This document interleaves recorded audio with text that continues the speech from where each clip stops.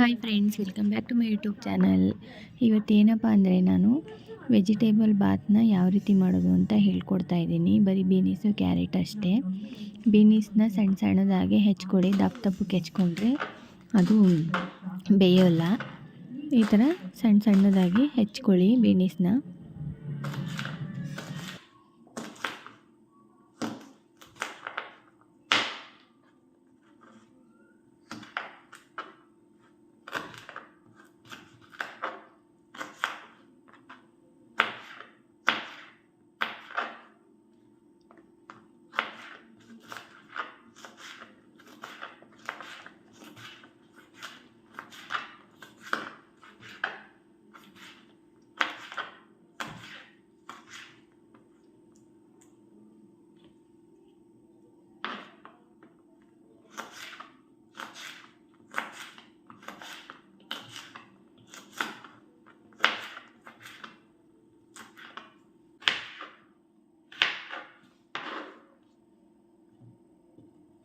ಕ್ಯಾರೆಟ್ನೂ ಅಷ್ಟೇ ಈ ರೀತಿ ಸಣ್ಣ ಸಣ್ಣದಾಗಿ ಕ್ಯಾರೆಟ್ನ ಹಚ್ಕೊಳ್ಳಿ. ನಿಮಗೆ ಕ್ವಾಂಟಿಟಿ ಎಷ್ಟು ಬೇಕು ಅಷ್ಟನ್ನು ನೀವು ಹಚ್ಕೊಳ್ಳಿ. ಜಾಸ್ತಿ ತರಕಾರಿ ತಿಂತೀರಾ ಅಂದರೆ ಜಾಸ್ತಿ ತರಕಾರಿನೂ ಹಾಕ್ಕೊಬೋದು. ಇನ್ನು ಬೇಕು ಅಂದರೆ ನೀವು ಆಲೂಗೆಡ್ಡೆನೂ ಆ್ಯಡ್ ಮಾಡ್ಕೊಬೋದು ಬೇಕು ಅಂದರೆ. ಮತ್ತು ನಿಮ್ಮ ಮನೇಲಿ ಯಾವ ತರಕಾರಿ ಅವೈಲೇಬಲ್ ಇದೆ ಅದನ್ನು ನೀವು ಹಾಕ್ಕೊಬೋದು. ನಾನು ಬೀನೀಸು ಮತ್ತು ಕ್ಯಾರೆಟ್ ಎರಡೇ ನಾನು ಹಾಕೋದು. ಆಮೇಲೆ ಅವರೆಕಾಳು ಹಾಕ್ತಾಯಿದ್ದೀನಿ. ಅವರೆಕಾಳು ಸೀಸನ್ ಆಗಿರೋದ್ರಿಂದ ಸ್ವಲ್ಪ ಅವರೆಕಾಳು ಹಾಕ್ತಾಯಿದ್ದೀನಿ ನಾನು.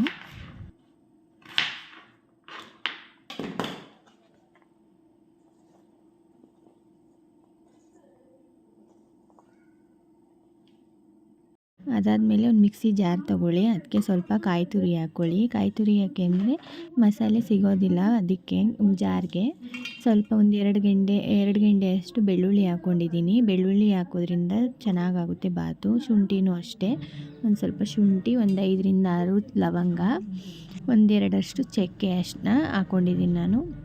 ಅದಾದಮೇಲೆ ಮನೇಲೇ ಮಾಡಿರೋವಂಥ ಖಾರದ ಪುಡಿ ಹಾಕ್ಕೊಂಡಿದ್ದೀನಿ. 1.5 ಟೇಬಲ್ ಸ್ಪೂನಷ್ಟು ಖಾರದ ಪುಡಿ ಹಾಕ್ಕೊಂಡಿದ್ದೀನಿ ನಾನು. ಇದಕ್ಕೆ ಸ್ವಲ್ಪ ನೀರು ಆ್ಯಡ್ ಮಾಡ್ಕೊತಾ ಇದ್ದೀನಿ. ಜಾಸ್ತಿ ಹಾಕ್ಕೊಂಡ್ಬಿಟ್ರೆ ಇದಾಗೋಗುತ್ತೆ, ರುಬ್ಬಕ್ಕೆ ಆಗಲ್ಲ ನೀಟಾಗಿ.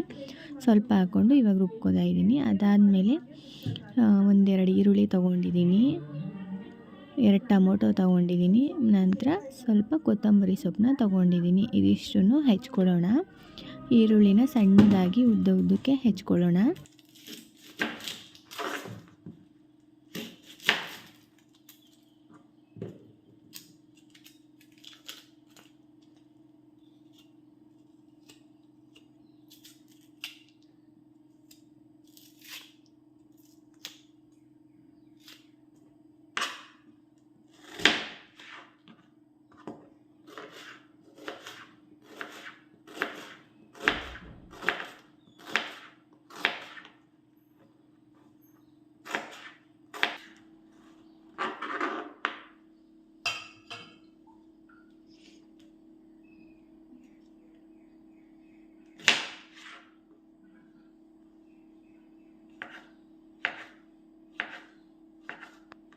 ಈ ಥರ ನಾನು ಈರುಳ್ಳಿ ಮತ್ತು ಟೊಮೊಟೊ ಎರಡನ್ನೂ ಹೆಚ್ಕೊಂಡಿದ್ದೀನಿ. ಅದಾದಮೇಲೆ ಕ್ಯಾರೆಟ್ ಬೀನೀಸ್ ಹೆಚ್ಕೊಂಡಿದ್ನಲ್ಲ ಅದನ್ನು ತೊಳೆದಿಟ್ಕೊಂಡಿದ್ದೀನಿ. ಅದಕ್ಕೆ ಸ್ವಲ್ಪ ಅವರೆಕಾಳು ತೊಗೊಂಡಿದ್ದೀನಿ ನಾನು, ಸಣ್ಣದ ಎಳೆಯಾಗಿರೋವಂಥದ್ದು. ಖಾರನೂ ರುಬ್ಕೊಂಡಿದ್ದೀನಿ ತರಿಯಾಗಿ. ಈ ರೀತಿ ತರಿಯಾಗಿ ರುಬ್ಕೊಂಡ್ರೆ ಟೇಸ್ಟ್ ಚೆನ್ನಾಗಿರುತ್ತೆ, ಬಾಯಿಗೂ ಅದು ಫ್ಲೇವರು ಗೊತ್ತಾಗುತ್ತೆ ನಿಮಗೆ. ಅದಾದಮೇಲೆ ಕುಕ್ಕರ್ ತೊಗೊಂಡಿದ್ದೀನಿ.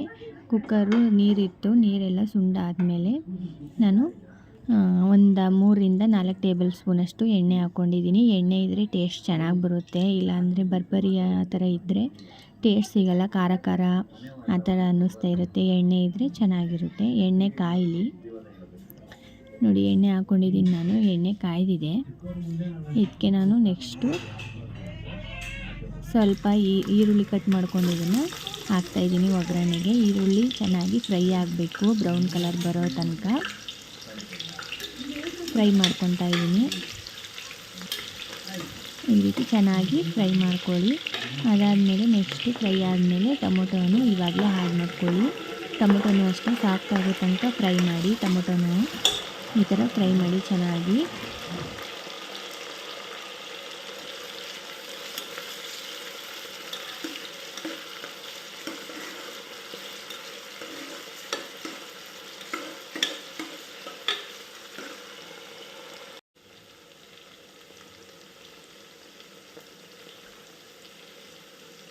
ಫ್ರೈ ಆದಮೇಲೆ ಹೆಚ್ಕೊಂಡಿರೋವಂಥ ತರಕಾರಿನ ಇವಾಗ ಆ್ಯಡ್ ಮಾಡ್ಕೊತಾ ಇದ್ದೀನಿ. ಅವರೆಕಾಳನ್ನು ಈ ಹಂತದಲ್ಲೇ ಆ್ಯಡ್ ಮಾಡ್ಕೊತಾ ಇದ್ದೀನಿ.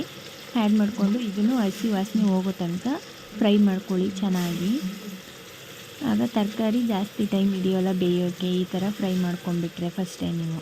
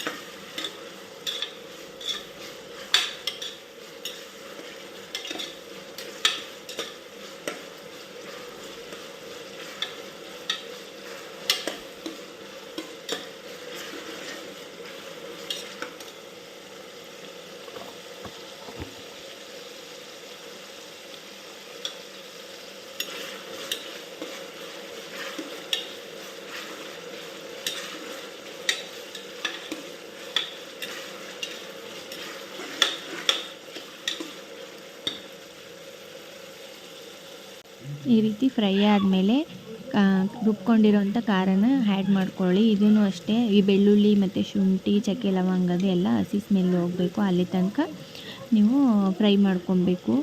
ಫ್ರೈ ಮಾಡಿಕೊಂಡ್ರೆ ಚೆನ್ನಾಗಿರುತ್ತೆ. ಖಾರದ ಪುಡಿದು ಅಷ್ಟೇ, ಹಸಿ ಸ್ಮೆಲ್ಲೆಲ್ಲ ಹೋಗಬೇಕು. ಅದಕ್ಕೋಸ್ಕರ ಆ್ಯಡ್ ಮಾಡ್ಕೊತಾ ಇದ್ದೀನಿ. ಇವಾಗಲೇ ಆ್ಯಡ್ ಮಾಡ್ಕೊಂಡು ಎಣ್ಣೆ ಬಿಟ್ಕೊಬೇಕು. ಇದು ಚೆನ್ನಾಗಿ ಫ್ರೈ ಮಾಡ್ಕೊಳ್ಳಿ. ಜಾಸ್ತಿ ಫ್ರೈ ಮಾಡಿಕೊಂಡ್ರೆ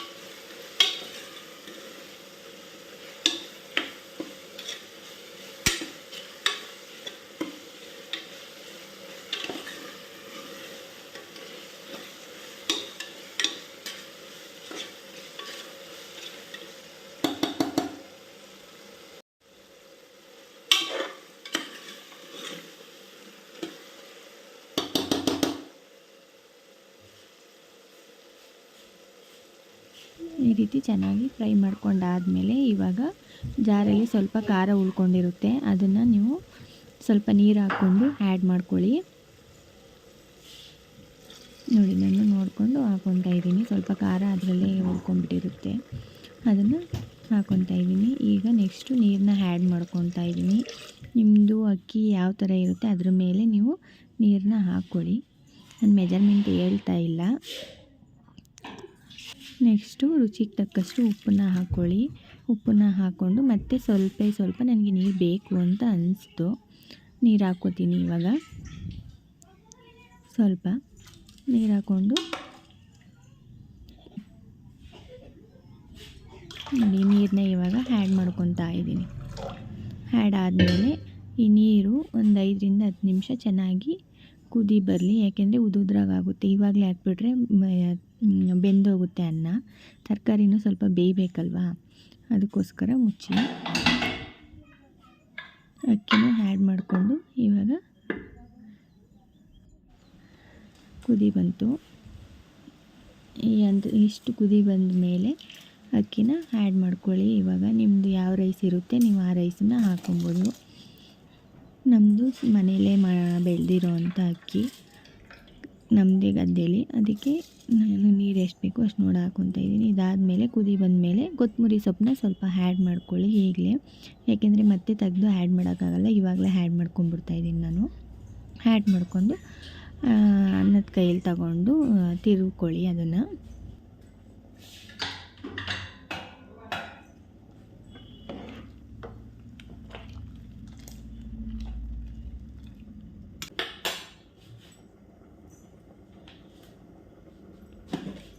ನೋಡಿ, ಈ ಥರ ಕುದಿ ಬಂತು. ನನಗೆ ಯಾಕೋ ಕಲರು ಸ್ವಲ್ಪ ಖಾರ ಬೇಕು ಅಂತ ಅನ್ನಿಸ್ತು, ಅದಕ್ಕೆ ಇನ್ನೊಂದು ಸ್ವಲ್ಪ ಆ್ಯಡ್ ಮಾಡಿಕೊಂಡೆ ನಾನು. ಆ್ಯಡ್ ಮಾಡ್ಕೊಂಡಾದಮೇಲೆ ನೆಕ್ಸ್ಟು ಮತ್ತೆ ಸೌಟ್ ತೊಗೊಂಡು ತಿರುಕೊಂಡೆ. ಎಲ್ಲ ಖಾರ ಹಿಡಿಬೇಕಲ್ಲ ಅದಕ್ಕೇ, ಇಲ್ಲಾಂದರೆ ಗಂಟು ಥರ ಮುದ್ದೆ ಥರ ಆಗೋಗುತ್ತೆ. ಇದಾದಮೇಲೆ ನಾನು ಕುಕ್ಕರ್ ಮುಚ್ಚಳನ ಮುಚ್ಕೊತೀನಿ. ನೆಕ್ಸ್ಟ್ ಇವಾಗ ಈ ಥರ ಕುದಿ ಬಂದಮೇಲೆ ಕುಕ್ಕರ್ ಮುಚ್ಚಳನ ಮುಚ್ಕೊಂಡು ಒಂದರಿಂದ 2 ವಿಶಿಲ್ ಕೂಗಿಸ್ಕೊತಾ ಇದ್ದೀನಿ. ನೋಡಿ ಫ್ರೆಂಡ್ಸ್ ಹೇಗಾಗಿದೆ ವೆಜಿಟೇಬಲ್ ಪಲಾವು, ಸಕ್ಕತ್ತಾಗಿದೆ ಅಲ್ವಾ. ಹೀಗೆ ಈ ಥರ ತಿರುಕೊಂಡು ಆಮೇಲೆ ಸರ್ವ್ ಮಾಡಿದ್ರೆ, ಎಣ್ಣೆನೂ ಅಷ್ಟೇ ಕರೆಕ್ಟಾಗಿದೆ. ಎಣ್ಣೆನೂ ತರಕಾರಿನೂ ಅಷ್ಟೇ, ಜಾಸ್ತಿ ಆದರೂ ಒಂಥರ ತಿನ್ನೋಕ್ಕಾಗಲ್ಲ. ಮೀಡಿಯಮ್ಮಾಗಿದೆ ತರಕಾರಿ, ಅವರೆಕಾಳು ಫ್ಲೇವರ್ ಎಲ್ಲ ಘಮ ಘಮ ಅಂತ ಅನ್ನಿಸ್ತಿದೆ. ನೋಡಿ ಫ್ರೆಂಡ್ಸ್, ಪ್ಲೀಸ್ ನನ್ನ ಚಾನಲ್ನ ಸಬ್ಸ್ಕ್ರೈಬ್ ಮಾಡಿ, ಸಪೋರ್ಟ್ ಮಾಡಿ, ಲೈಕ್ ಮಾಡಿ friends. Thank you so much.